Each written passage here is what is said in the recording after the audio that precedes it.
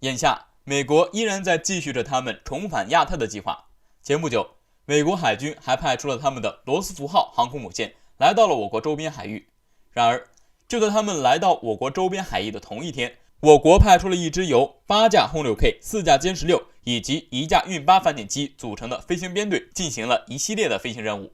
然而，我军的这一正常飞行任务却被西方媒体进行了炒作。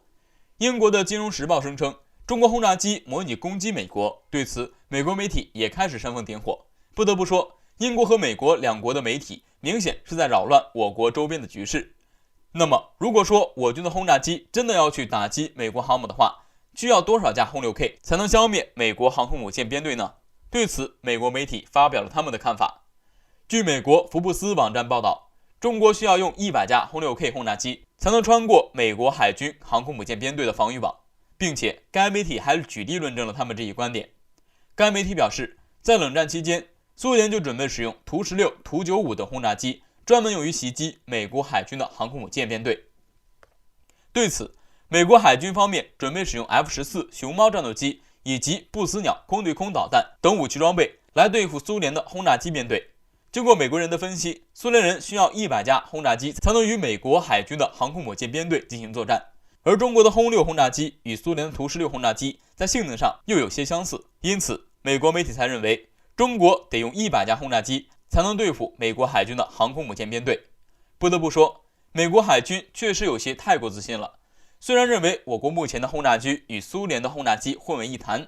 我国的轰6与苏联的图16在某些方面上有些相似是不假，但是轰6经过我国不断改良升级之下，已经焕然一新了，某些性能早就已经超过了苏联的图16轰炸机。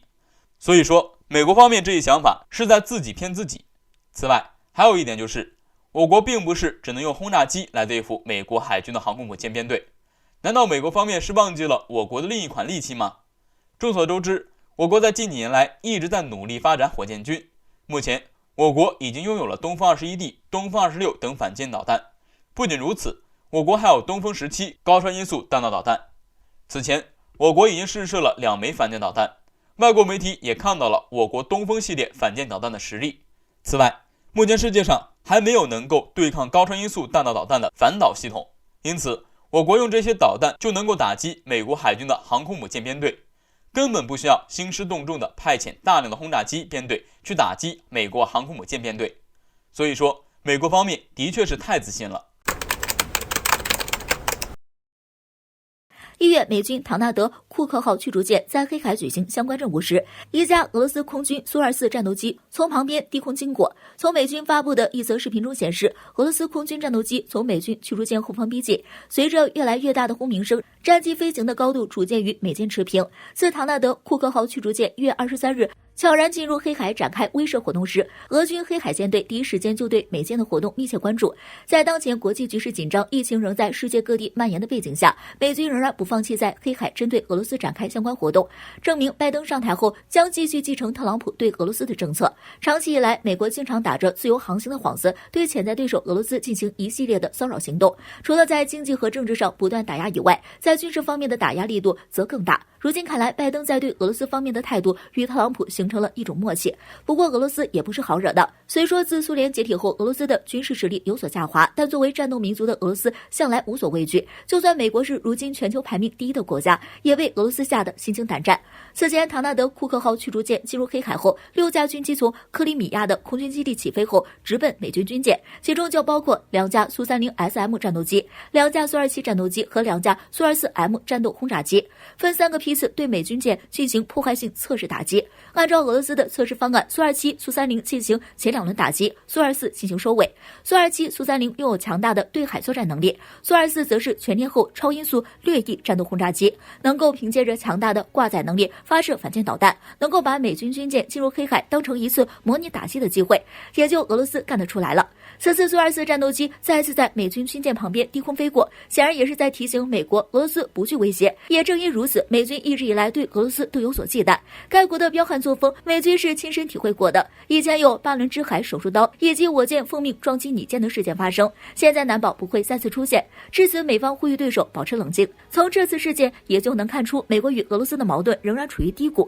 新领导人刚上台就向俄罗斯示威，还掺和俄罗斯国内示威游行活动，明显有矛盾进一步上升的迹象。不过，不管美国如何针对俄罗斯，战斗民族必定会以对等的力度回击。面对挑衅的美舰，直接一声令下开始反扑，是我国学习的榜样。什么时候我国人也能学习一下俄罗斯在面对对手时的举动，想来美军也就不会像现在这般肆无忌惮地进入我国海域了。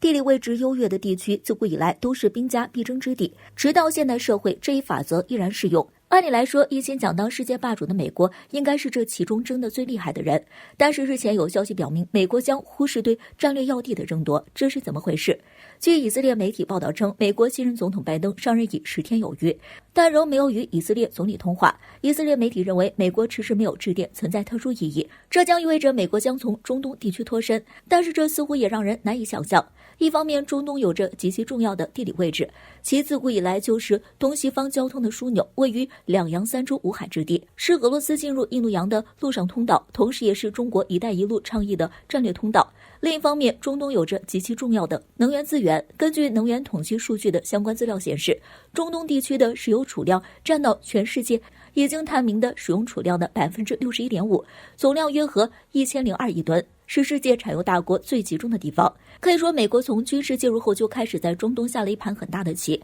但是为何在布局了几十年后传出放弃的念头呢？分析人士认为，其中很大一部分原因是美国战略重心的转移，未来其将更加偏向印太地区和欧洲。对于这一做法，美国宾夕法尼亚大学外交政策研究所地缘政治学负责人罗伯特·卡普兰称，美国忽视中东将是战略错误，这将会削弱美国在中东的重要盟友。同时，一个更为严峻的问题凸显，中国在中东的影响力越来越大。不同于美国的军事介入，中国采取的是一种更为温和、更符合中东发展利益的聪明方法。在中东，中国不偏袒任何一方，愿意与伊朗合作，同时也愿意和伊朗的竞争对手以色列合作。美国学者对此评价称，中国采取了重商主义策略，而非提倡任何观点，这关乎金钱和交通枢纽，是适合于后现代世界的典型地缘政治。而一系列的事实也证明，中美在中东采取的不同策略直接带来了不同的局面。军事介入的20多年以来，美国在中东地区付出了沉重的代价。如今的美国在中东似乎是四面楚歌，没有哪个国家是真的欢迎美军。美军驻中东的军事基地遇袭也变成了常态。如此看来，中东撤军似乎是最好的选择。但是尴尬的是，如果美军忽略中东，中国将在这一地方继续用聪明的方法扩大自己的影响力。而若是美国继续以这种军事介入的愚蠢方式干涉中东，最终只会深陷泥潭无法自拔。与此同时，由于美国战略的分散，中国通过加强与印太国家的交流合作，将会扩大在印太地区的影响力。可见美国在中东处境尴尬的现实是，无论怎样都绕不开中国。无论美军怎么做，中国在国际上影响力扩大都将成为不争的事实。